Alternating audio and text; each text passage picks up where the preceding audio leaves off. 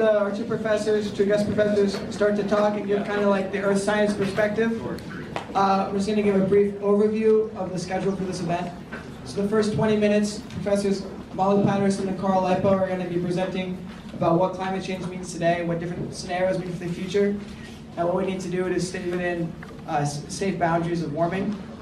Then there's going to be like a 5 to 10 minute presentation by myself going through some of the main points outlined in our student letter that we wrote and delivered and are going to be delivering to Anthony Brindisi today.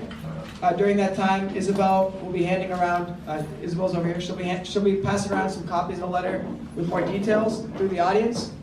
And then from 7:30 onwards, Anthony Brindisi will be answering student questions, 4 student questions, then follow-up audience questions. There's a lot of prepared responses for the 4 student questions, and anyone can jump in. We'll have 2 lines in between the aisles, just kind of jump back and forth for questions. Am I right about that? Okay, so that's pretty much it. Carl? The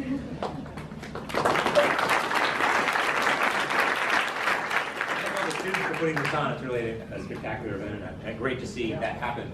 I'm Carl Lipo. I'm a professor of anthropology. I'm also the director of environmental studies program here at Binghamton, and the chair of the Sustainable Communities Transdisciplinary Areas of Excellence. And in all 3 of these areas, we study climate change. We study the impacts of climate change both from the present, in the community today. We study it in terms of its impact on the environment, and we study it in the past. I'm an archaeologist and look at the impacts that climate change and environmental change has had on past societies around the world, and my own research is on East Iran in particular. I'm only going to make a couple of comments here today, and I really want to introduce Molly, who's an expert in this area. When Molly Patterson, as assistant professor of geology, is going to talk next, her work is really on the fact that is looking at climate change over a long term. She looks at paleoclimates. And one of the things about climate change that's often puzzling to people is that, well, climate's always changing. Climate, when we look through the record, climates were different in the past, and that things were here today, people are here today. So what's the big deal about climate change? Well, there are a number of big things that are really important to recognize about the differences between now and in the past. From a physical perspective, a lot of systems, natural systems, have feedback mechanisms. So when things change, there's compensation in the system such that they go back to sort of a steady state. And there really isn't dramatic impacts on things. That's also true for biological systems, ecosystems, that in their natural state, even if there is change, there's balances between the success of different species, thus leading to sort of a steady state that moves over time, but isn't dramatically affected by things like climate change. The difference that we see today is, one, the rate of change. The change in the climate is happening faster than has ever recorded in history at levels that are really unprecedented, as Molly will talk about. But we also have a lack of feedback mechanisms. And I think that's one of the important things to recognize is the thing that we should be concerned about is not just that the climate's changing, but the way in which it's changing without some feedback mechanisms means that there's going to be there are going to be problems.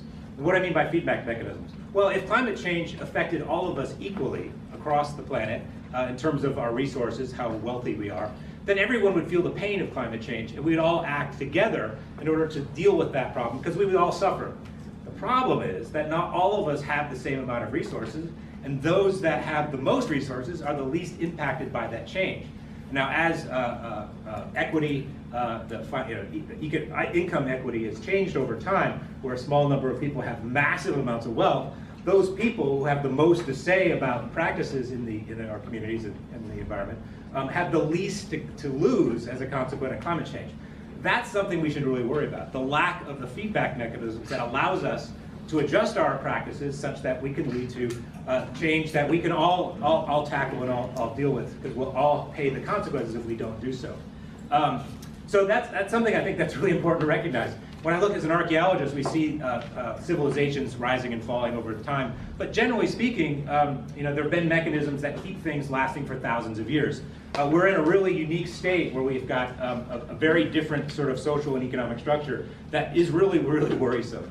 So we should all pay a lot of attention to what's going on here. And I think that's the idea behind the new Green Deal. That is one of the points of conversation today, is about how we can invest everybody into this to change, so that we can spread the wealth, so to speak, and as well as share the pain that's going to happen as a consequence of climate change that is coming no matter what. It's just the reality. So that I think is a social issue that we've never really faced before, and it's why it's so concerning. So what can you do about it? Well, one of the things that students I encourage here at Binghamton is get involved. The campus is not the most sustainable institution in the world, but it's sensitive to change. It's sensitive to the needs of students, particularly students. Students often ask me, why doesn't the university do X, Y, or Z? And why don't professors rise up and demand for this? No one listens to us. We complain about things all the time. That's our job. What they listen to are students. They listen to students' needs, their concerns, and they do respond. It takes some cajoling, it takes some organization, it takes some letter writing like you're doing, but they do respond to change. And we have seen change, small change, but towards sustainability, at least at the campus level over time. So get involved. And then as a community, that's what we need to do, is get involved. We have to make a statement and make it clear that this is something we demand and we expect. That because it's in all of our best interest to make this so. We can't let the people who have the least to gain make all of the decisions. The people who have the most to lose have to be involved, and that's us.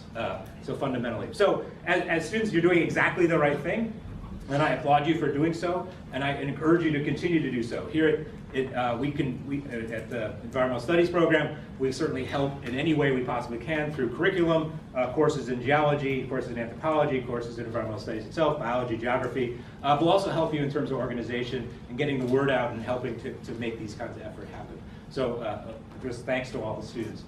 Molly Patterson is an assistant professor of geology here at Binghamton. This is her third year? Yeah, so third year, fairly new at Binghamton. Her work is really spectacular. She got her degree at the Victoria University in Wellington, New Zealand, has done a lot of work in Southwest Pacific, worked in Russia, and now has done an extensive series of field research in Antarctica, where she's collected ice cores looking at paleoclimate. So she's a first-hand scientist at the edge, looking at the history of climate change, and really can speak about the things that have changed in the material record, which I think is important. That science forms the basis of this, but then ethics and the interests of the community then take action on that information and force change. So we really need to have that science basis, and I'm proud to introduce Molly here.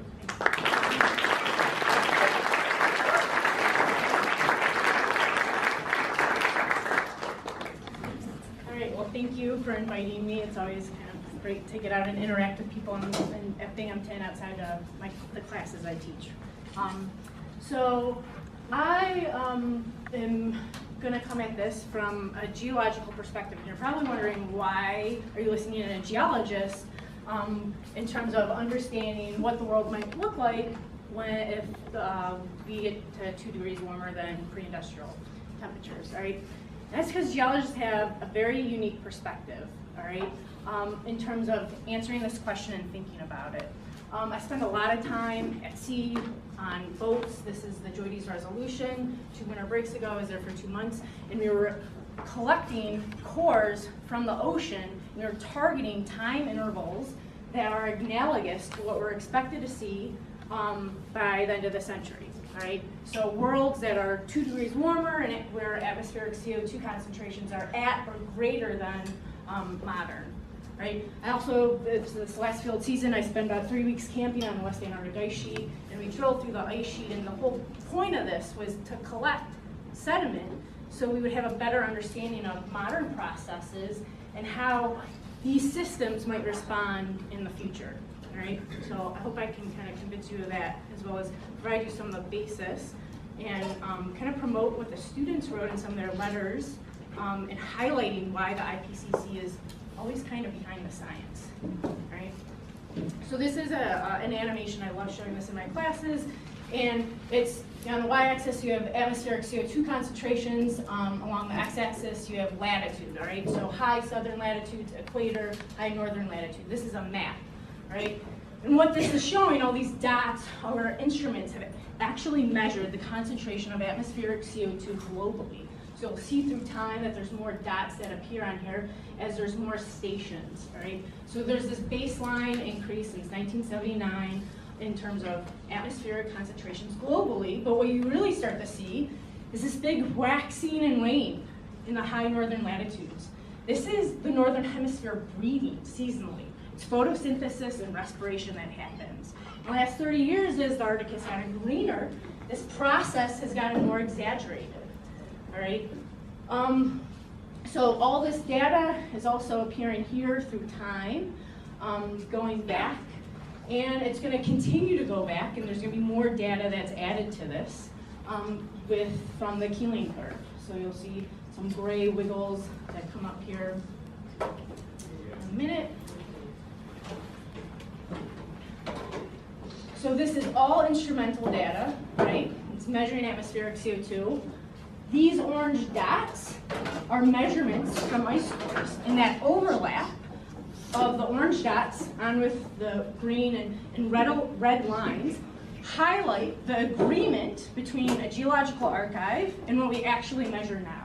All right, so the longest ice core we have right now goes back 800,000 years, and so this record is extending that through time. All right, so what you notice is there's times in Earth's history where atmospheric CO2 is lower, it's higher, it's lower, it's higher, it's lower, it's higher, okay?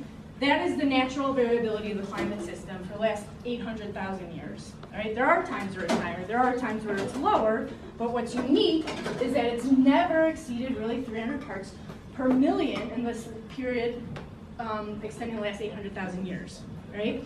So a geological or paleoclimatic perspective in terms of the modern, all right? The deviation away from the natural variability, right? And that's what promotes things like the Paris Climate Agreement, all right? And the Paris Climate Agreement, the whole aim of that is to keep climate change or global mean average temperatures at or below 2 degrees Celsius. Where does that come from? Well, that comes in from the Intergovernmental Panel on Climate Change. There's an assessment every 7 years that happens, and basically the international scientific community summarizes our knowledge on climate science and makes some projections based on that of what we can expect in the next 100 years. Okay, so they argue that 2 degrees is that temperature, that's the safe guardrail, where if we exceed 2 degrees Celsius globally, we're going to experience some sort of dangerous climate change. All right. How does Paris aim to get achieved? Well, through nationally determined commitments, or NDCs, all right? And the whole aim is to reduce anthropogenic emissions to 0 by the end of the century. 2016, this agreement was signed by over 190 nations in New York, right? We can be proud of that. But we know in 2017, the US pulled out of this, right? So Paris has challenges. In order to meet that 2-degree limit of warming, given current emission scenarios, the total amount of atmospheric CO2 that can be released is around 2,900 billion tons of atmospheric CO2. Given the current rate, we'll reach that by 2035, right? These are a bunch of maps, and these maps are going to highlight 10 years of time through intervals, all right, extending back to 1885. Colder regions are going to be colder, redder regions are going to be warmer. And it extends from about 2.5 degrees Celsius warmer to negative 2.5 degrees Celsius colder, all right? So what do you see through time since 1885? A lot of blue is disappearing, and it's replaced with a lot of red. And a lot of that red is in the high latitude regions that's already experiencing 2 degrees warmer temperatures, all right?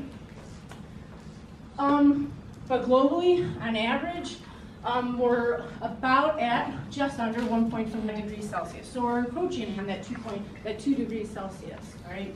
So the global average perspective, the regional perspective, all right? So what is that? Oh, before I get to there. So this is a really great site, and I encourage you guys to all go to it. In the last, I think, 2 years that I've been going, it's changed, but it highlights what the current projections are based on the current policies and where we should be at globally in terms of temperatures by the year 2100. Current policy, given current policy, we're projected to be about 3.3 degrees warmer, but based on the current pledges of those NDCs, it's still estimated to be even a degree warmer globally. All right, so we're not on track at all. And so these are maps now from studies that have taken place to kind of project what we can experience in New York. All right, so this first map is a temperature map. The second map is a precipitation map. And what you can see, this is degree temperature changes, annual temperature changes in Fahrenheit. Okay, so we're talking about Celsius. This is Fahrenheit now. All right, and when you convert from Fahrenheit to Celsius, you can see that there's a lot of red, right, across much of upstate New York. And that conversion is about a 5-degree temperature increase by the year 2080 based on these regional projections, all right? And with that is the expected increase in flooding and drought that's supposed to happen, the shortening of the winter season, so if you go to Green Peak, you know, go more now. So, yeah, take that away. But, okay, so, regional, but the clearest global consequence of climate change is sea level rise. And we should be concerned about that. Something that I think about a lot when I study Antarctica, right? And I'm saying that as a New York taxpayer, right? We have coastal regions, right, around New York. And what can contribute a lot to this is the melting of ice in our high latitude regions, in Greenland and Antarctica, right? These are satellite measurements extending from 2002 to 2015 on the ice mass loss of Greenland here in blue and Antarctica here in red. You see the downward trend, right? The red areas highlight where that ice mass is being lost, all right? There's that nice seasonal variability, but what people in my field are anticipating is while Greenland has been dominating this signal, Antarctica might start contributing a lot more, right? And I could ramble on about that, but I won't, all right? So, and these, I just want to highlight that these are measurements in gigatons per year, right? So we're talking about almost 4,000 gigatons of ice mass loss from this period of 2002 and 2015. 1 gigaton roughly represents the water usage of New York City in a year, right? So that's a lot of gigatons of water, right? This is also kind of leads up to this really important point that I thought the students really highlighted well in their letter. And the projections of sea level change by the IPCC are very conservative. And they're conservative because the IPCC comes out, it's a summary of every 7 years, and it's as that science is being summarized, more science is happening, or knowledge is growing, right? And the projections for sea level rise in the next 100 years at kind of this business usual scenario where we admit everything only estimates about globally 1 meter of sea level rise. This doesn't account for the knowledge we've gained about how dynamic Antarctica is since this came out, all right? And we know that because we go and we drill these warmer records along these margins. We look at the rock record, and it can tell us something about the extent of ice in Antarctica. All right, we work with numerical climate modelers, and then they run the physics, they run the math, but they're constrained by geological records. All right, there's only a few studies here that I'm highlighting. There's more. This is expensive. All right, we need science funding to actually go down there and drill more records. But these are the models that are used to project or parameterize what is expected in the future, right? Why should we care about ice mass in the southern hemisphere? Well, mass is attracted to mass. So when Antarctica loses mass, it actually displaces that mass adjacent to it to the northern hemisphere, right? And so this is what this map is highlighting, that when Antarctica loses mass, you actually have a lowering in sea level adjacent to it, and a rise in sea level, particularly around the western coast of the U.S. and the eastern coast of the U.S., all right? This is a revised, updated estimates based on continental ice sheet models, given these different RCP scenarios, and there's a big range here, right?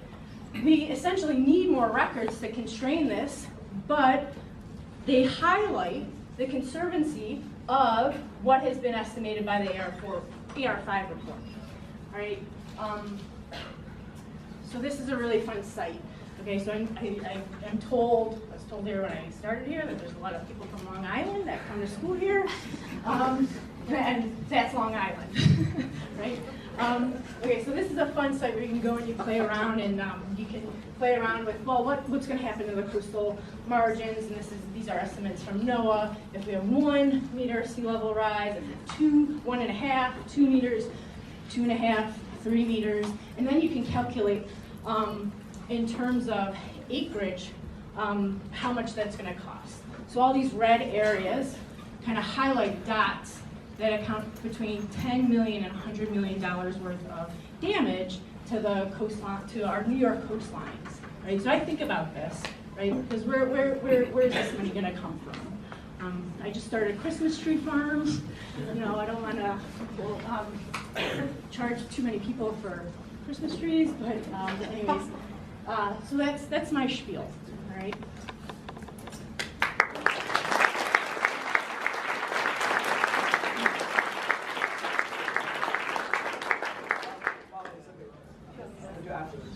So we're running a little bit behind, so we're going to move the student presentation to after the question and answer session, just so that we can get the most of our time with Anthony Brindisi. People would like to stay behind for that. It's going to take more of like a humanities approach to the issue. Thank you. And you can take the mic, and when you're ready, we'll have our first prepared question.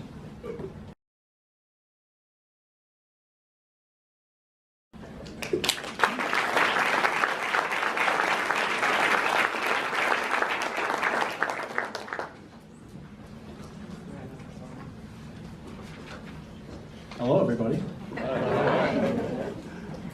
Hello. Thank you for coming. Thank you for doing this.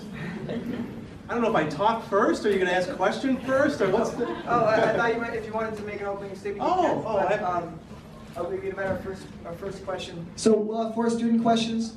The first is about the big picture, about the Green New Deal. The second question is going to be about agriculture and food. Third question is going to be about disaster preparedness here in Broome County and other rural regions around the country. And the fourth question is going to be about working with students and community members more in the future on these issues. Isabel, you're going to ask the first question? Oh, Seth is going to ask the first question.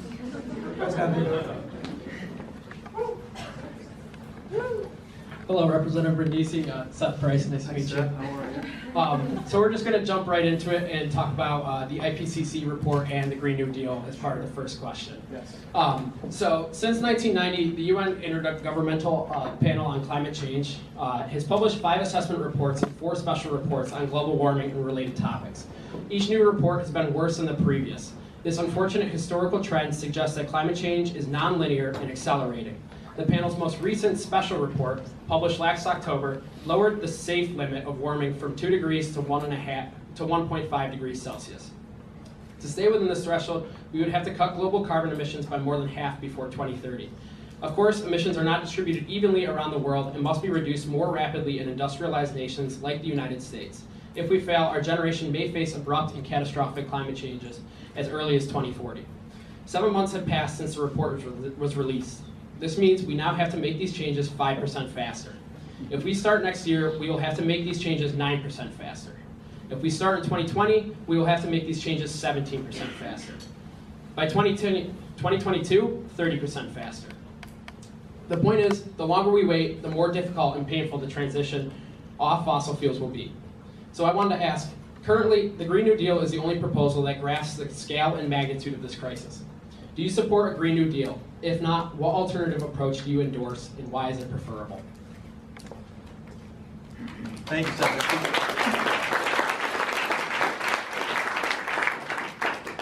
So let me start off by saying, first, George, thank you very much. I want to thank all the students who helped organize this.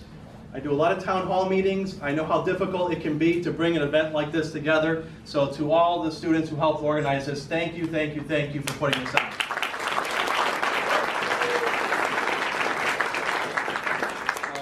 I'll start off by saying, and then I'll get to your question, that I truly believe that climate change is the greatest global threat that we have facing us today, hands down.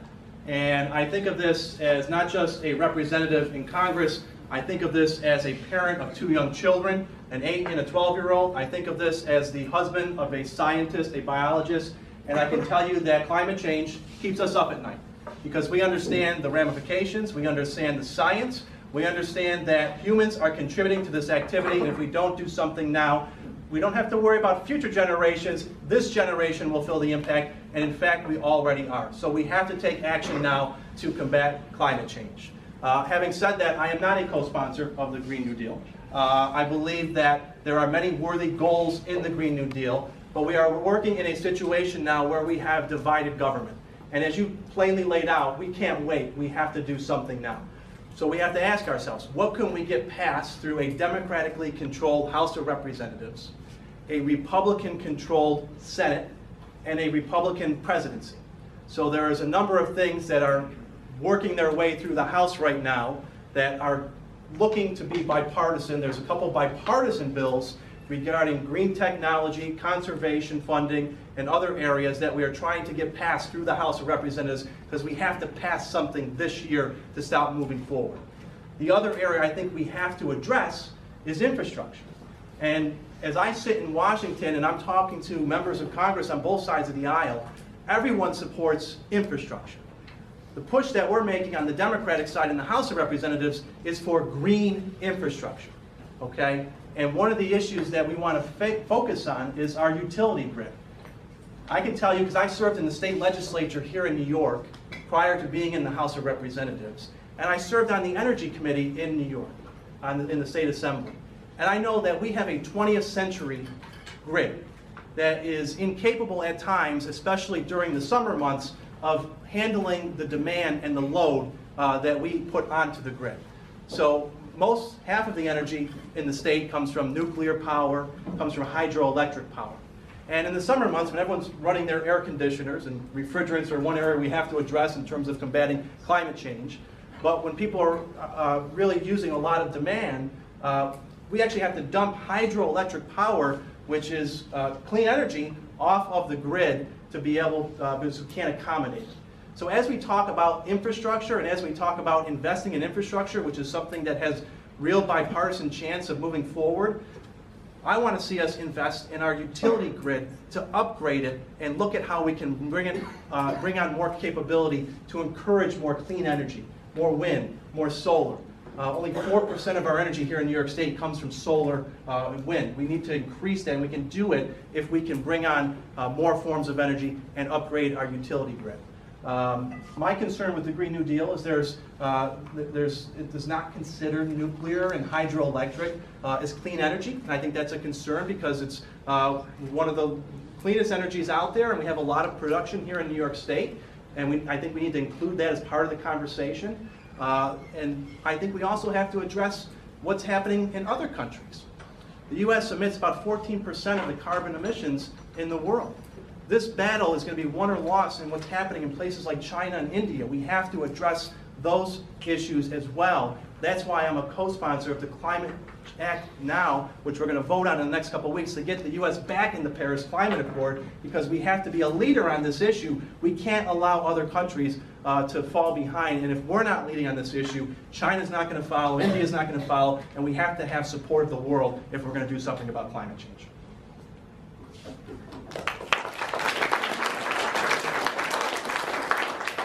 Thank you for your response. I think that's your comment on infrastructure as kind of a thing that a lot of people can get behind leads us to our next question about agriculture and the role of farm communities and rebuilding farm communities in addressing climate change. That's also something a lot of people can get behind. So next I'm going to give the mic to Georgia from the Binghamton University Food Sustainability Group.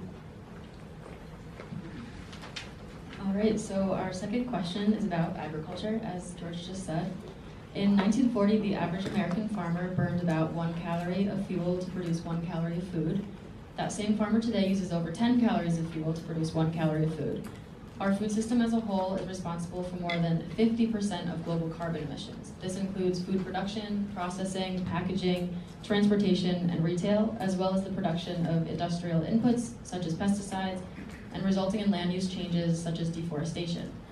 Additionally, the widespread adoption of chemical fertilizers, pesticides, and herbicides, which are derived primarily from fossil fuels, has led to severe water pollution. In the US, chemical runoff from farms is responsible for over 70% of water pollution, and 40% of US waters are unfit for swimming and fishing. Ecosystem assessment concluded that agriculture represents the largest threat to biodiversity and ecosystem function of any single human activity. This goes both ways. Industrial agriculture is the major driver of climate change and resource depletion, but it is also the economic sector most immediately threatened by climate change and resource depletion. Already, climate change has caused global grain yields to decline 10%. Additional crop losses will likely increase geometrically as the atmosphere warms, doubling between 1.5 degrees and 2 degrees Celsius of warming. Add to climate change the converging crises of biodiversity loss, soil erosion, water scarcity, and oil depletion, and the future of our food system seems increasingly uncertain. On the other hand, alternative agricultural systems hold huge potential to mitigate and, in places, reverse these trends. In just a few centuries, increasingly intensive tillage has released more than half of the world's soil carbon into the atmosphere. Agricultural practices that rebuild the soil and draw down carbon will be central in addressing climate change. If adopted across 1 billion acres, regenerative agriculture could sequester nearly 25 gigatons of carbon dioxide, and adopted across all crop and pasture lands, some estimates suggest that we can sequester nearly all global carbon emissions.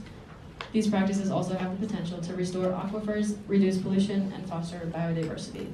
So our question is, as a member of the House Committee on Agriculture, how will you reform our food system to cut fossil fuel dependence to zero while promoting resilience in the face of climate disruption and resource scarcity? Sorry, it was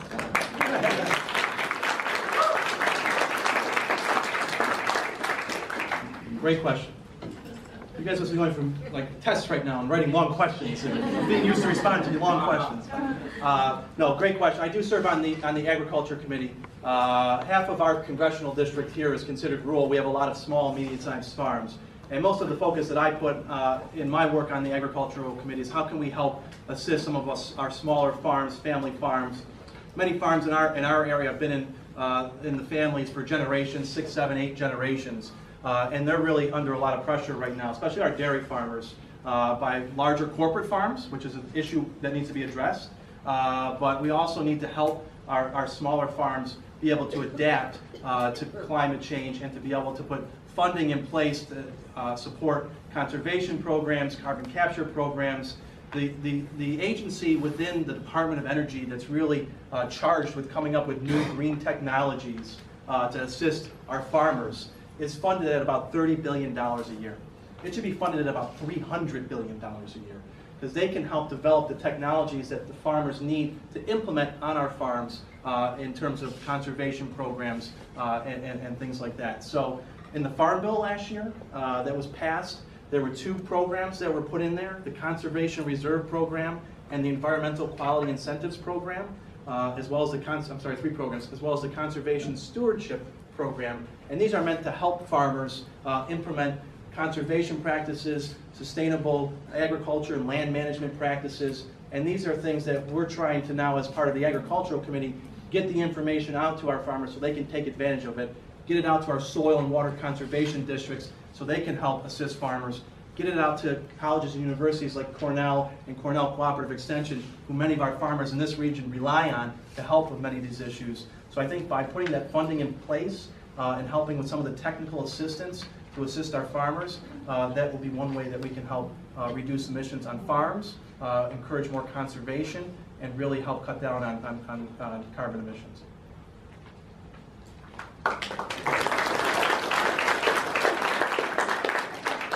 The next question is going to be about disaster preparedness, and Bryce from the College Progressives is going to be talking. I'm going to cover this. Thank you. All right, so climate change hits home its home in Broome County. From 1970 to 2009, the average annual temperatures in the Northeast have increased by 2 degrees Fahrenheit, and average winter temperatures have increased 4 degrees Fahrenheit. In the last decade, Binghamton has been hit by 2 record floods, and local farmers are already experiencing unreliable weather and shorter growing seasons. According to conservative estimates, by the end of the century, the length of the winter snow season would be cut in half across New York, Vermont, New Hampshire, and Maine, with fewer cold days and more precipitation. Northeastern cities have that today experience few days above 100 degrees Fahrenheit each summer, would average 20 such days per summer. Short-term droughts are projected to occur as frequently as once each summer in the Catskill Mountains. Hot summer conditions will arrive 3 weeks earlier and last 3 months longer, and floods will become more intense and more frequent. These changes would be disastrous for agriculture and ultimately human health. They would also have huge economic costs. Bold climate action today may avoid much of this, but effects are already being felt and many are locked in. How do you plan to help Broome County and other agricultural regions prepare for a future of droughts, floods, and extreme weather?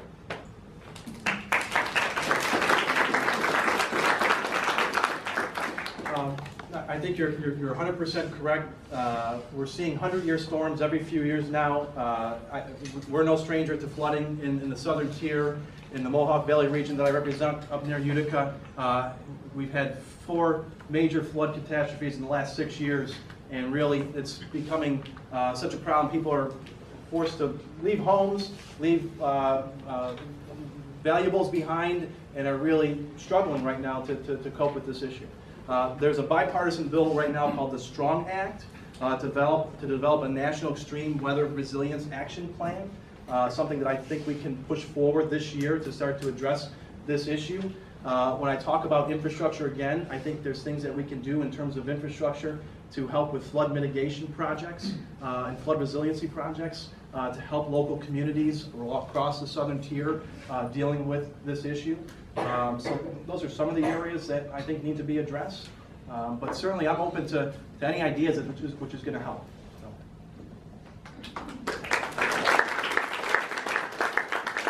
Okay, thank you. And our last question is going to be about working more closely with students in the future. After that question, we'll have time for audience follow-up questions. So if people after that question would like to line up in this aisle, we'll go to you, kind of first come, first serve. Isabel. Hey, thank you so much again for coming. During the midterm elections, dozens of students volunteered for your campaign and record numbers voted. Passionate youth engagement ensured your victory. And as the results rolled in, I'm sure a handful of us in the room can say the frostbite was worth it. Climate change is a pressing primary issue for our generation and our future, and it should be a primary issue for the politicians who represent us. In the fall, over 1,500 students at Binghamton University signed a petition in support of the Off Fossil Fuels or OFF Act. Copies of the petition and signatures were delivered to both yourself and your opponent, Claudia Tenney. This winter, students and community members alike rallied inside your Binghamton office to demand bold climate action. How do you plan to work more closely with students and other young people on climate change and related issues, and how can we better facilitate such cooperation?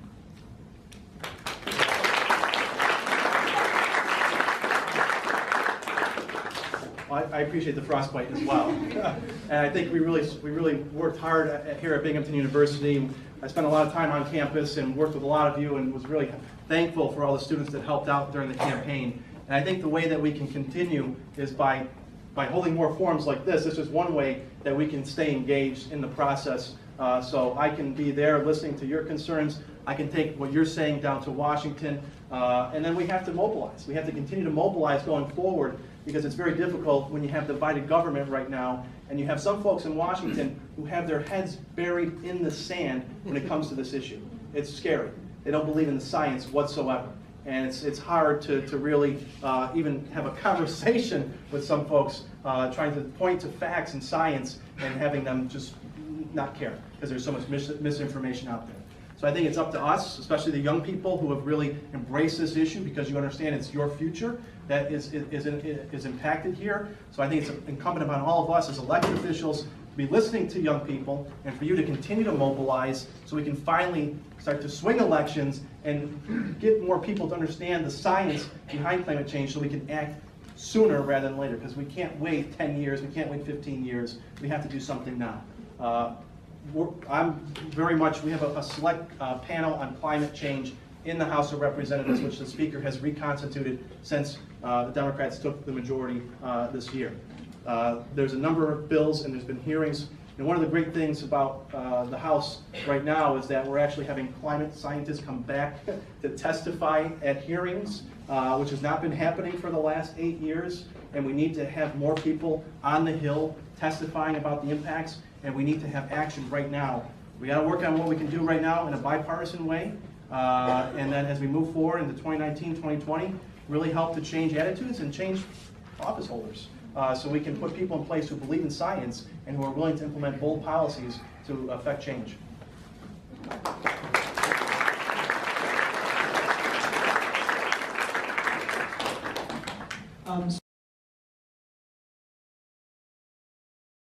So yeah, if people would like to ask questions, just start lining up in this aisle and we'll go one by one.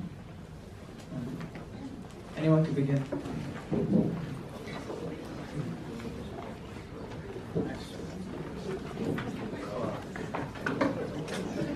Lucky number one. Appreciate it. Thank you. You got it. You got it. Thank you.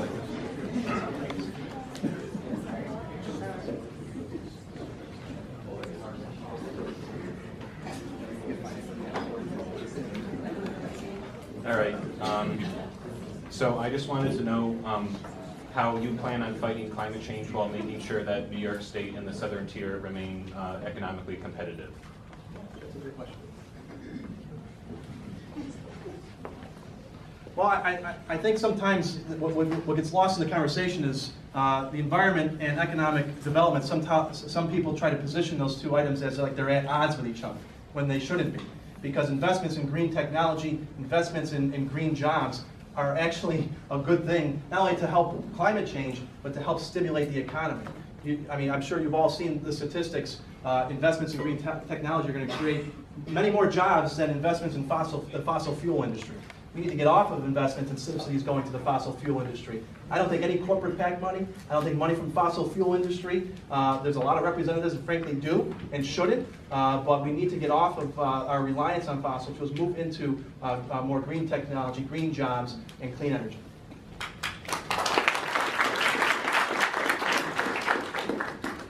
Okay, my question has to do with, I've seen, or at least in my opinion, in the last 20 years or so, I've seen a real dumbing down of the electorate. In fact, it seems that it's cool to be dumb, it's cool, because then you're not an elitist, all right?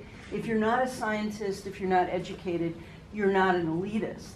And I've seen the Republican Party take advantage of those ideas. This goes back even to Bush. I don't know if you recall when Bush and Gore were running against each other, and there were TV ads where Bush ridiculed Gore's proposed subsidies for solar power, etc. He would go up to people and talk about, oh yeah, the Democrats, they want to, you know, subsidize these photovoltaic, and he used these long words, and isn't that ridiculous? And people would just shake their heads. And right now we have a president who lies with impunity. And not only does he lie, but he repeats the lie over and over again. And he's got staff and other followers who repeat these lies every day, over and over and over again.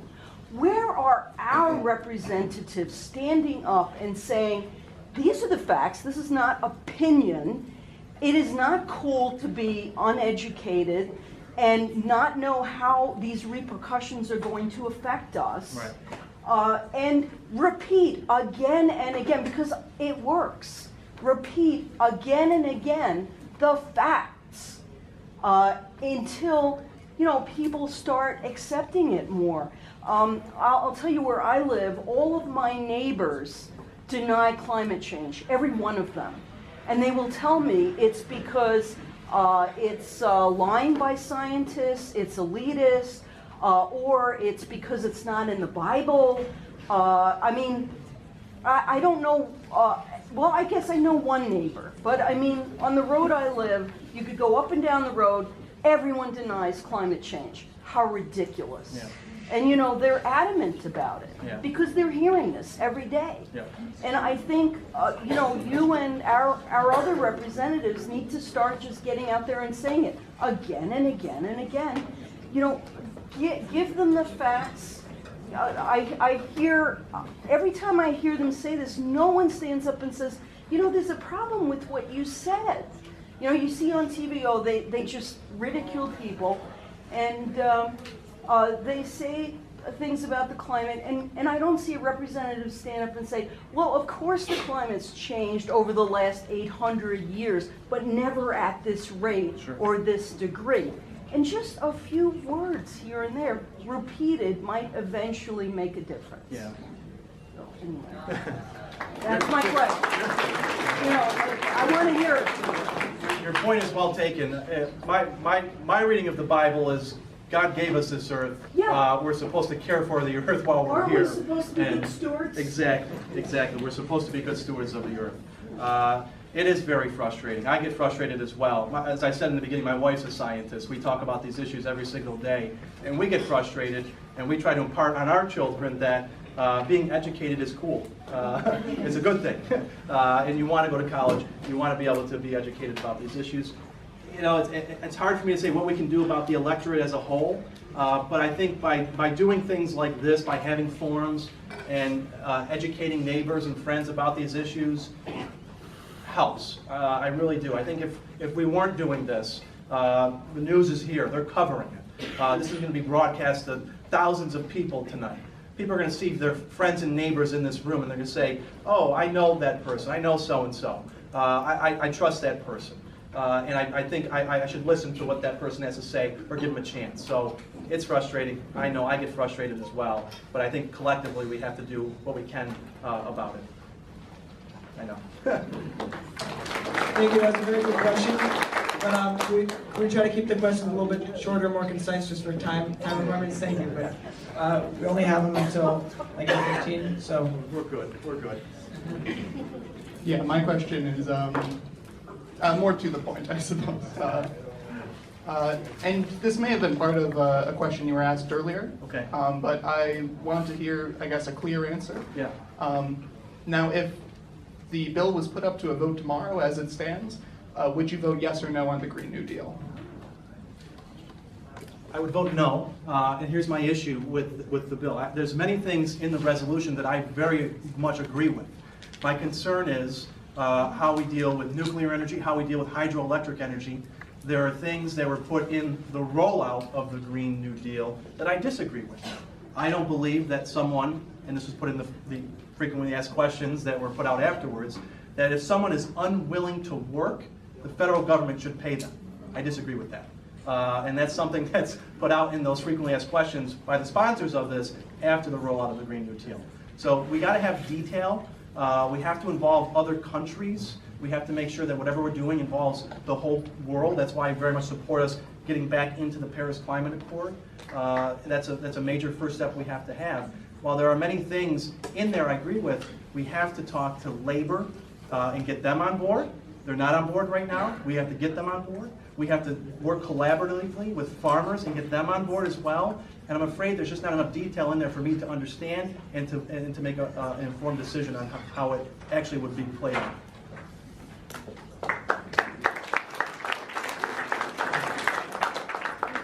So my question has to do with nuclear power. Yes. So it seems like a lot of the coverage regarding environmental has to do with wind, solar, and hydro. Yep. But it seems to me like nuclear is a more feasible option in terms of production of energy, because nuclear produces so much energy and it doesn't produce greenhouse gases either. France has a very interesting power model where over 70% of power made in France is done by the nuclear plants they have. So I'm just wondering what your stance is on nuclear, and do you think we should expand more? Because I think it's one of the best, most efficient way to produce power that won't emit greenhouse gas. So I do support nuclear. One of my concerns with the Green New Deal is it's not clear to me whether or not nuclear is taken into account as a low carbon emitting and no carbon emitting emission. So that's a concern. 35% of our power in this state comes from nuclear energy. We have reactors within this congressional district up in the North Country that support thousands of jobs in areas around this congressional district. So I'm concerned, what do we do with those jobs over the course of 10 years if we were to pull the plug on nuclear? That's something I have to take into account as a representative of this entire district. Thank you. Congressman, thank you for being here. My name is John Patterson. Got several issues I'd like to just discuss with you. Yes. We talked about agriculture, but we didn't talk about the fishing industry. The fishing industry in the Northeast is hurting because it's changed drastically. The fish are not coming back that they were using. They're not getting them in the New England states. They're not getting the lobsters. They're not getting the fish. And yet, why? Because of the sea rise, temperatures in the oceans is going up, and so the whole fishing industry is shifted around, and that's going to greatly affect our pocketbooks when we go try to buy some fish in the grocery store. So that's another issue. Again, you talk about agriculture. I think fishing is an agriculture that we've got to look at because it is a great food source. And it's, you know, you don't plant it, you just go get it. Infrastructure. We are hurting. We need the federal government to put more money into our electrical infrastructure. What good did it do if we all have solar, but the infrastructure falls down? It doesn't do any good. But we do what we can do, the federal government can help us with, is the solar and wind. There's not enough good incentives out there right now to encourage the homeowner or the business people to get solar. I have solar, I want to increase it. It's a stumbling block, it's expensive. It doesn't make sense for us to me to expand. I will, because I think it's the right thing. But it was less expensive for me to get it when I got it 4 years ago than it is now. That doesn't make sense. You know, so the state and federal government have got to step up to help us get that infrastructure put together and help the people who want to do solar. Go back to agriculture. I'm in touch with the farmers like you are. I have family who are in farmers. I was just up at the Finger Lakes area. Those guys are hurting up there. You know why? Because they can't get in their fields to put the crops in because they're too wet. And it's going to be too wet for a long time. So what's that going to help? How's that going to hurt us in our pricing? No, we didn't have a flood, but we got wet fields up there. They can't do a thing about it. So again, it's global change, global climate change is creating more moisture in the Northeast, not necessarily floods. So again, you may not see the flood, but it's up there in the fields. And just look at our rivers today. It's still high. Why? It's been high all year. So I'm just saying that's part of the problem along that line. Getting back to agriculture, very interesting thing I found out. New York State is one of the leading states in beer production. But where do they get the grains? They don't get them in New York. My son-in-law has 2 big breweries. You know where he buys his barley? And it's cheaper from Germany. Why? Because it's higher quality, and it's cheaper to get it from Germany than to get it from the Midwest because it's low quality. What is going on in the United States? This doesn't make sense. Something is wrong. In the Midwest, we don't live in the Midwest, we don't see the flooding. But the flooding down there, so those levees broke, they got big grain storage units that have exploded down there because the grain got wet, it swelled up and blew them apart. Well, again, that's going to hurt us when you go buy your next box of cereal 6 months from now. So it is hurting the poor, the lower economic people.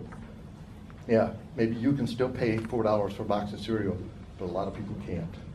So it comes down to what you were saying, the elite, who cares? It's the average person. Getting to the students. Why aren't you out there protesting on the streets? Why aren't you holding up signs and saying, why don't you across the street at the United Health have solar? What are you guys? Thank you.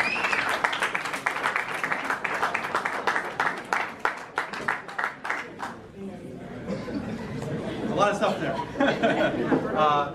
Just broadly speaking, again, on infrastructure, this is something we have to do. I believe strongly in it. My concern, we have to be able to pay for this. And the issue that we have right now is, under the previous Congress, instead of investing in infrastructure, which is needed, they just chose to give big, healthy tax cuts to major corporations and the wealthiest Americans, which was wrong, instead of taking that money and investing it in infrastructure. So now we're forced to find new ways to try and pay for it, which we still need to do. But that's, again, we have to invest in our infrastructure. We have to make it green, any infrastructure package that we do, and we have to do it soon.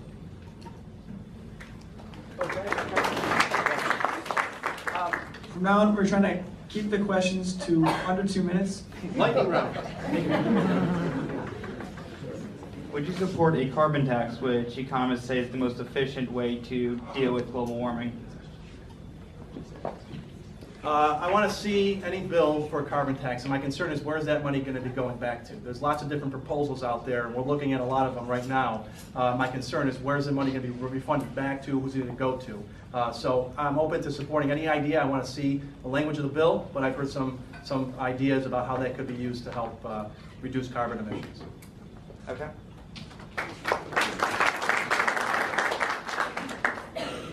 So you mentioned during your answer to the first question, finding bipartisan solutions to climate change and reducing carbon emissions, and attributed that to misinformation.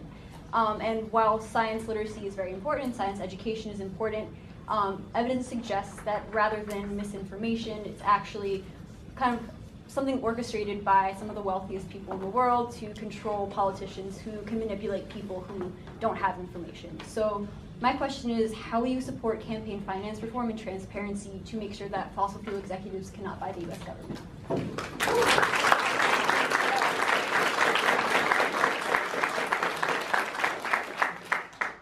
First way I supported H.R. 1 was the first bill we passed through one of the first bills we passed through the House of Representatives, which is a massive campaign finance reform bill to deal with some of the transparency and disclosure issues that we need to really focus on in terms of getting dark special interest money out of politics.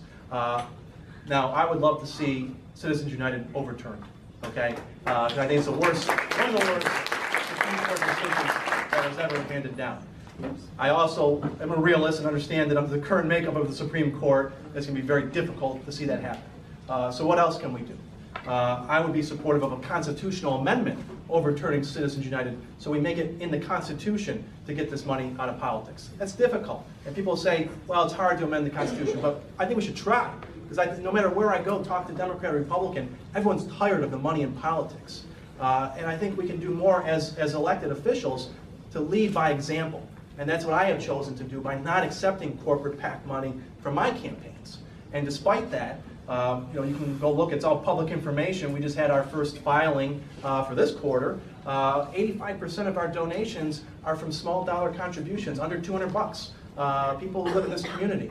And that's what we have to focus on to try and get that influence out of politics.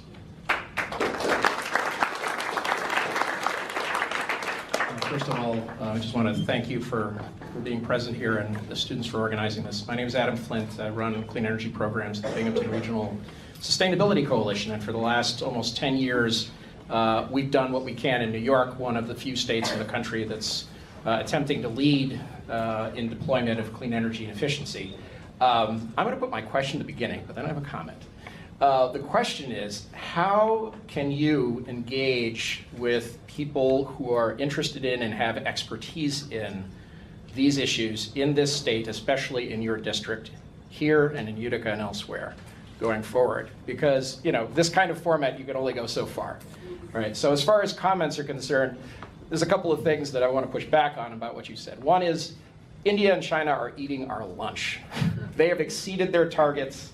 We don't even have national targets anymore, and when we did have, they were pretty light. The states are driving, we're not driving fast enough. Second thing is that with hydro, you got to get a little bit more nuanced. Are most people in favor of the Green New Deal against new large-scale hydro? Absolutely.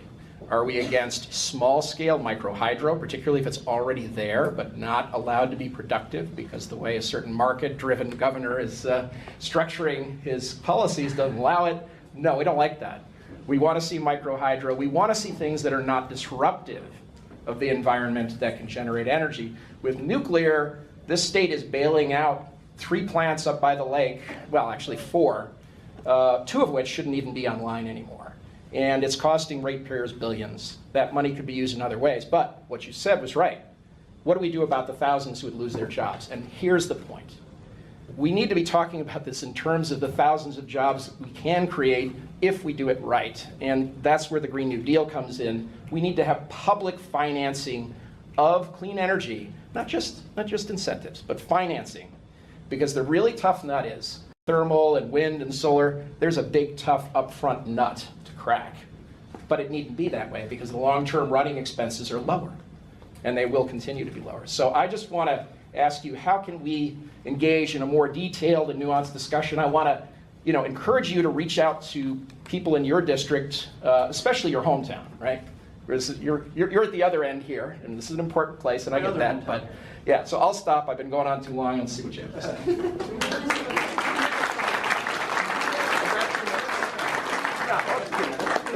4 minutes. You're right, Ed. I mean, I'm much more moving away from incentives and moving in hardcore investment into these technologies. We need public investment. Absolutely, 100%, 100%. Solar, battery, wind, investments in microgrid, investments in carbon retrofitting equipment to help older buildings. These are all things that I support public investment in to try and help combat this issue. I think we do have to have India and China involved. They may be doing great things, but as only emitting 14% of the world's emissions here in this country, the rest of it's coming from somewhere, and it's coming from developing nations. We got to engage them. We got to engage them in the conversation. They're doing a lot more in terms of infrastructure than we are. China's building roads and bridges in Africa right now. We can't even fix our roads and bridges in our own country, so we have to be the leader on these issues. I agree with that 100%. And in terms of the engagement going forward, because that was really the core. Yeah, I guess I'm looking for advice from you all. I'm willing to have regular meetings on this issue. We can have a climate change policy working group that we can continue to meet on a regular basis. I have an agricultural advisory group. I have a Veterans Affairs advisory group. Let's talk about setting up a climate change advisory group.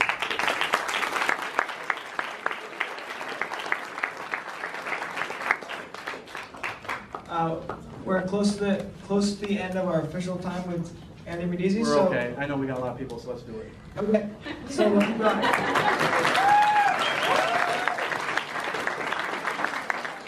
Well, thank you, Anthony, for giving us more of your time.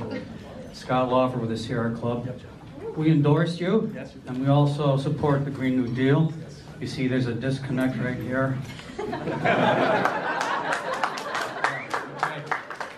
So the Green New Deal does not address nuclear. We can maybe put a little bit of a, it's silent on light it's silent on everything. Touch to that. But the issue is the frequently asked questions that came out afterwards, which I believe were very poorly put out there. They were. Really did. And those are not anything that I think should detract us. But when it's coming from the sponsors of the legislation, you have to question what. It came from some staff. You know how staff can work. I know how staff works. Okay. The buck stops at the top. So the Green New Deal on its own is not going to solve all the climate problems. Neither is the Paris Climate Agreement. You've talked about a number of other issues and other actions that can be taken. And they would all be great. Everything you've looked at or told us you were interested in. But let's go to 2030. If we don't reduce greenhouse gas emissions by half, we are facing pretty dire consequences, a pretty grim future for our young people. What are you going to say to your children in 2030? I'm going to make it a little bit tougher. Then go to 2040. If we don't make that commitment by 2030, then what are you going to say by 2040 to them?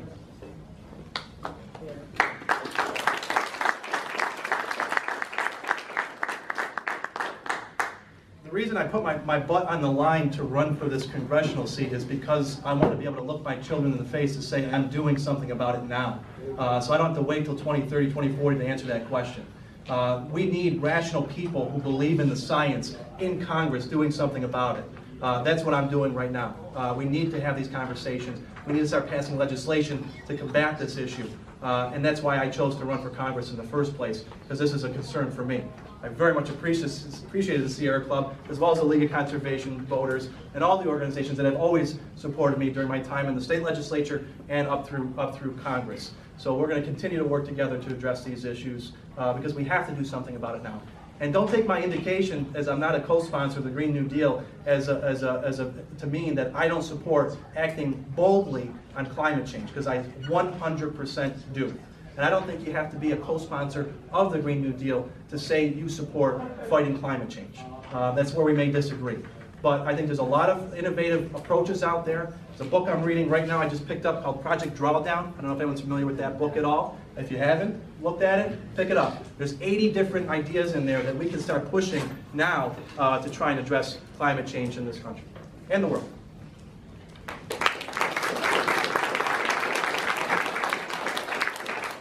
Again, thank you for coming. My name is Valdi Wiederpass.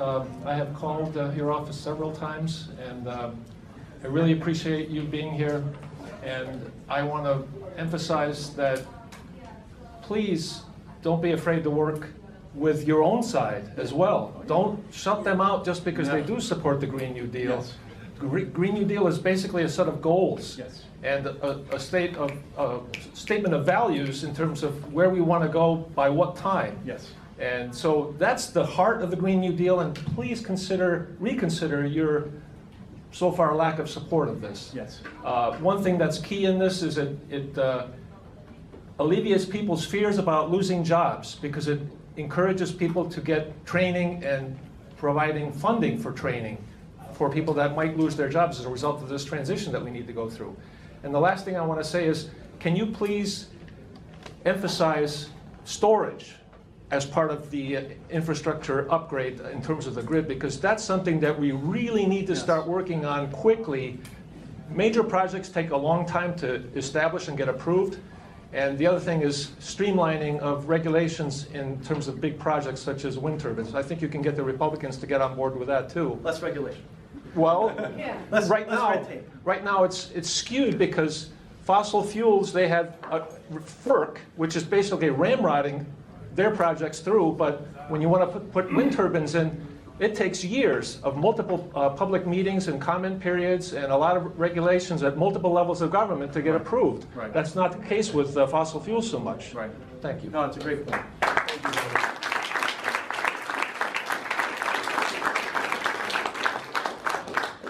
It's a great point. I mean, there's wind projects that are trying to move forward within this congressional district that we're working with some local municipalities on to try and help streamline the process, because it is very cumbersome to get through the regulatory process. But definitely working with them is something we're doing. Thank you for your time, Congressman.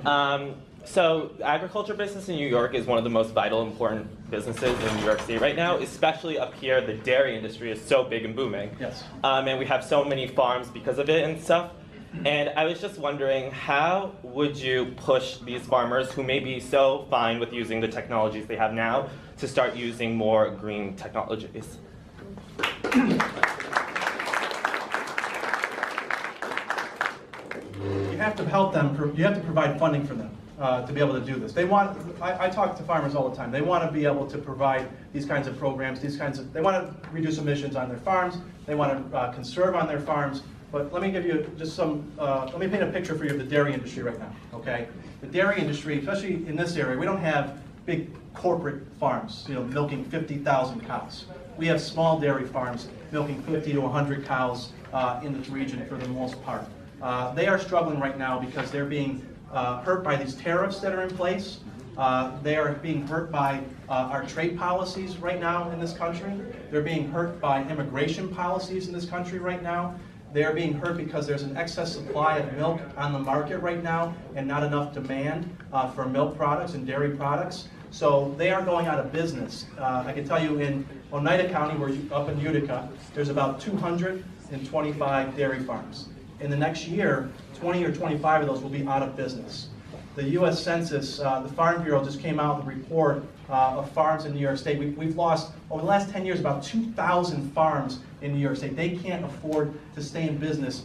They are up to debt, and they can't afford to invest in fixing their barns. So how are we going to ask them to reduce emissions on the farm when they can't afford the technology they need to do that?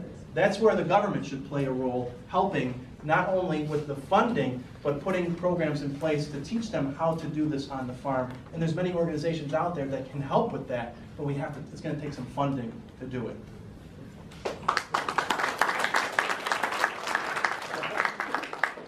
Thank you, Brindisi, for coming here and speaking. Thank you. My name is Dylan. My question is, when we think about passing legislation in general in the House and to prevent climate change specifically, but also in general, the biggest problem isn't the House right now. Right now, the biggest problem probably is the Senate and specifically Mitch McConnell. So my question is, why isn't the Democratic Party, members of the Democratic Party, such as yourself, out there in the media more criticizing Mitch McConnell as much as possible? You know, he's trying to block efforts to pass any kind of legislation from the left or from the Democratic Party with regards to climate change, or even his efforts to reduce the amount of money going into like Medicare, Medicaid, and Social Security, very important and popular programs. Why aren't Democrats out criticizing him all the time? We are. But I'm part of the freshman class. The freshman class marched over to the Senate to try and get legislation passed over there. We passed H.R. 1, campaign finance bill. They're against campaign finance. But even within that bill, there's voting rights reforms. There's reforms to try and take care of some of the issues that happened in the 2016 presidential election, to harden our election system so we can be confident that our vote actually matters and counts, and we don't have outside interference from foreign adversaries. We can't even get that bill passed through the Senate. We actually marched over there to call on him. You know, where's Mitch? We had a whole hashtag going on. Where's Mitch? Where's Mitch? You know, we put these bills on the floor. Drug costs, protecting people with pre-existing conditions, infrastructure, you name it, Social Security, Medicare.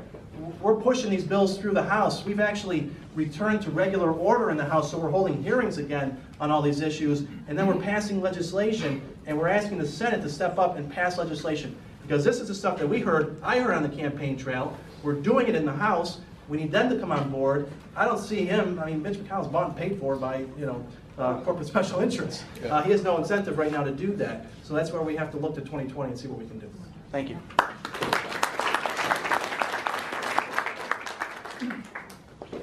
Hi. So how do you plan to address environmentally detrimental subsidies for things such as large monocultures like corn? Okay. Great question. I think we have to look at all the subsidies that we hand out. I think we hand out far too many subsidies in our country. One of the areas where I think we need to address right away is the subsidies that we hand out to the fossil fuel industry. Those, I think, need to go. They're doing pretty well these days. Last I checked their bottom lines, they're doing pretty well, reaping record profits, so why we're subsidizing them to drill in new areas in public lands or offshore drilling. That's another thing that we're going to pass in the House, is banning offshore drilling. And that's not a Democratic or Republican issue. You have Republican governors, Republican local officials along coastal cities who are against offshore drilling. And that's something we're going to try and pass this year in the House.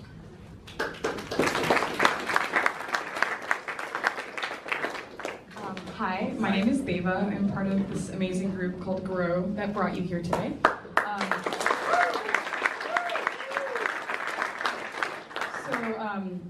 You mentioned Project Drawdown.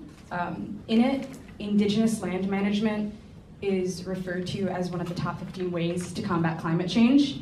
And Indigenous communities will always be the most affected by climate change. Like, we standing in this room have contributed to the exploitation and destruction of Indigenous territory, like right now, by being at Binghamton. Like, right? So we've gone, the moment we went from describing this as Oneida and Onondaga territory to Binghamton, quote unquote, that problems existed. I guess, why haven't you addressed land reclamation efforts from these communities? How will you protect or promote resilience in Indigenous communities, in low-income communities, in colored communities at Bing, because those communities are really real, and will be affected most by our crisis. So I guess my question is to you, how will you be fixing that or contributing to fixing that? Okay.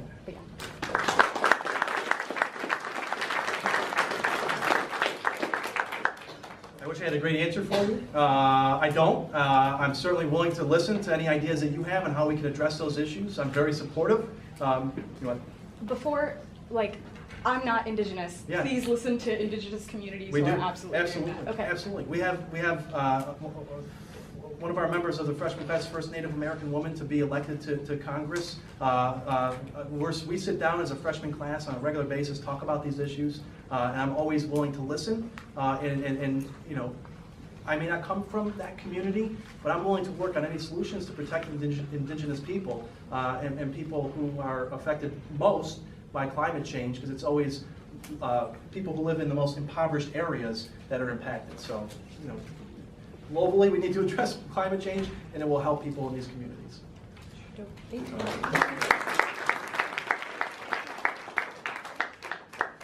Mr. Brindisi, I want to be quick. You said you supported HR 1, yes, but the way you did it was doing it at the last moment, going into waiting till the last moment. To co-sponsor it? To co-sponsor it. Okay. So is that because of you being the co-chair of Blue Dog Democrats, or so that you can wait till the end? No. That's not the norm, I hope. Yeah. We want, you know, you to be like a Democrat that we chose you to be. Did I vote for it? Yes. All right. Did Yes. I co-sponsor it? Yes, but does it matter? Did it pass? This is the problem. If you do not co-sponsor in the beginning, you're not at the table to raise our concerns. That's not true. I hope. That's not true. Okay. I think we get so wrapped up in procedural issues in the House of Representatives, which really we should be looking at the end product and what actually passes and how the representative votes on the actual bill when it comes before the House of Representatives. I've seen members co-sponsor legislation and then vote against legislation. Yes. I've seen members who want to get, for tactical reasons, want to get amendments put onto bills, and that's why they may not co-sponsor a bill right away, because they're using leverage to get their amendment into the bill. That may be another reason why I choose to co-sponsor at a particular time, or no, not co-sponsor at a particular time. And at the end of the day, I was endorsed by End Citizens United because of my support for measures like HR 1, and I'll continue to support that as I did when it passed the House of Representatives. So I wouldn't pay so much attention on some of the procedural mechanisms of the House of Representatives. I think the most important thing is, how does that representative vote at the end of the day? What is their voting record? That's what we should be judging a representatives by. Thank you. Hey, How are you? Good. Thanks so much again for coming out and talking about these important issues.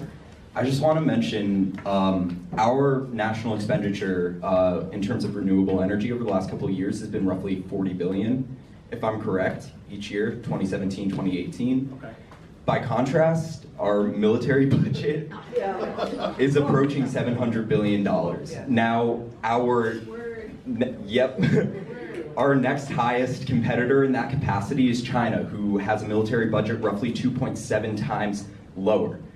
And by contrast to that, China has promised to spend $360 billion by 2020 in renewable initiatives, creating 13 million new renewable jobs.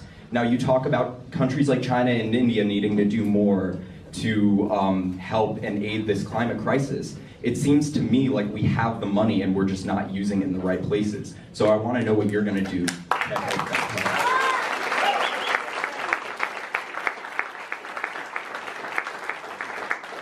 We certainly have to cut the waste, fraud, and abuse out of the military budget. I can tell you there's a report just recently came out that looked at our fleet, our Navy fleet, and how we pay all this money for new ships, and they're delivered defectively, and then we have to pay the company to fix the defective product that they handed us. That is mind-boggling to me. You know, if you purchase a good in the store, it's broken, you bring it back to the store, they fix it. You don't pay for it. So there's a lot of waste in the military budget.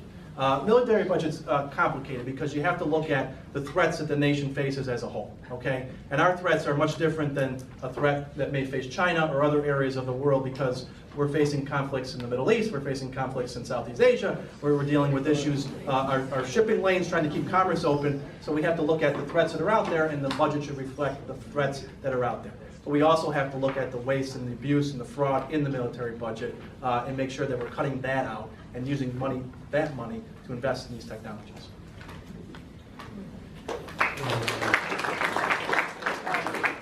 I have two questions, and there's no one behind me. George, so to close. Can I do them back to, Yeah. not back to back, but like one at a time? Sure. No, all right, so my first question, and I'm happy that you mentioned banning offshore drilling. Yes. My first question, I mean, for me, it's always been pretty clear what we need to do. We know what's causing climate change, and the first step is to stop that. Something that was included in the proposal for the Green New Deal, but removed during the resolution, was the halting of all new fossil fuel infrastructure projects.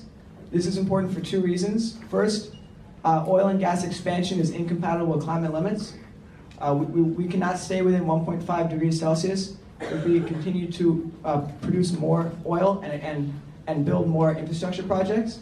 But for three reasons it's important. Second, it's important because New York communities here in New York State are facing like huge environmental costs due to the build out of frack gas infrastructure projects, moving frack gas from Pennsylvania through New York State. Much of that gas is being compressed and is likely going to be exported to Europe where there are gas shortages. And the third reason this is important is because those fossil fuel infrastructure projects are taking up most of the grassroots effort on climate change to being fought. So many people are putting huge amounts of effort, time, and resources towards fighting the bad stuff, fighting the fossil fuel infrastructure projects. If those were halted, that would free up a lot of creative energy and a lot of grassroots efforts towards building alternatives. So do you support, whether it's in a Green New Deal, whether it's in some other bill, do you support the halting of all new fossil fuel infrastructure projects and limiting of oil and gas production?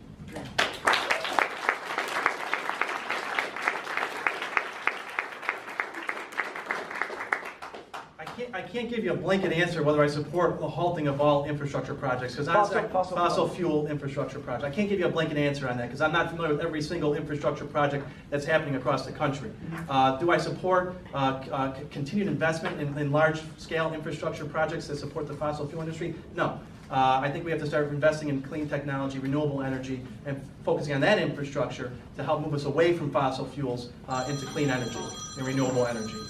So I can't give you a blanket answer because I'm not familiar with every single infrastructure project that's going on across the country, what the need is, what the demand is in other states.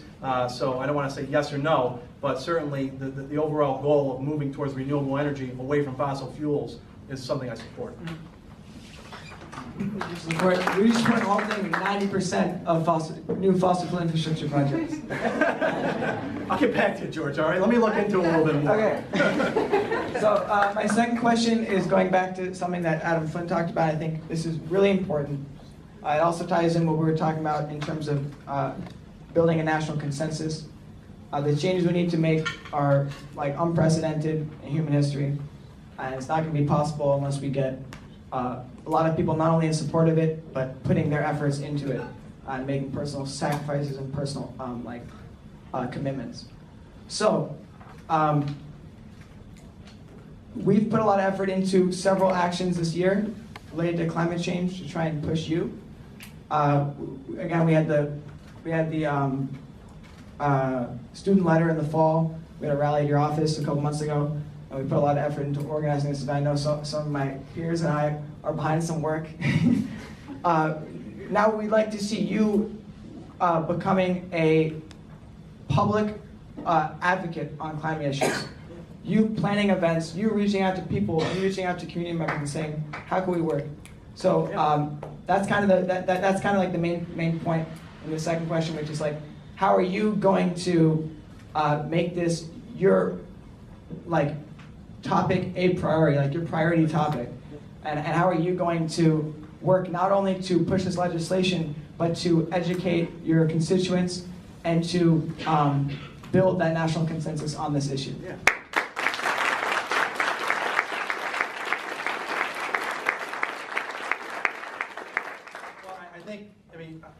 thing I walk away from tonight is a new idea by starting a climate change policy advisory group, which I would love to have you all involved with if you're willing to. I hate to put more work on you, but you seem not to mind. But if that's something that everyone's interested in doing, we can talk about organizing something like that, where we can meet on a regular basis and talk about these issues, how I could be a more vocal supporter of some of these bills, and go on from there.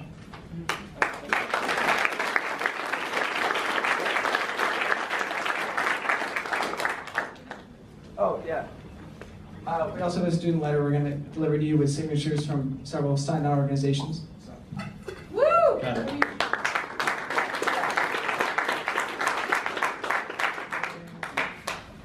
We've passed around a copy of the letter for the audience. I don't know if everyone has had a chance to read it. But the sign-on organizations include the Susquehanna Group of the Senior Club, the Green Sanctuary of the United Universalist Congregation of Binghamton. The student groups include the New York Public Interest Research Group, Binghamton Chapter, the New York Public Interest Research Group, Cortland Chapter, Intellectual Decisions on Environmental Awareness or Ideas, Binghamton Chapter, the Binghamton University Food Sustainability Group, College Progressives, Democracy Matters, Generation Vote, Binghamton University Food Cooperative, Students for Ethical Living and Food, Women's Student Union, ECOLOGICAL, the Outdoors Club, Hillel Binghamton, and Generation Repairing Our World Grow, the organization that organizes events. That's it. Thank you. Thank you.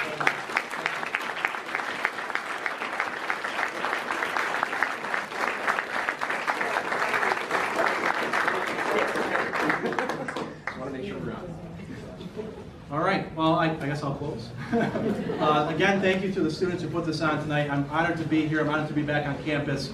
I'm looking forward to coming back. We'll talk more about some of these issues going forward, how we can work together. Again, I think we should give a round of applause to all the students that really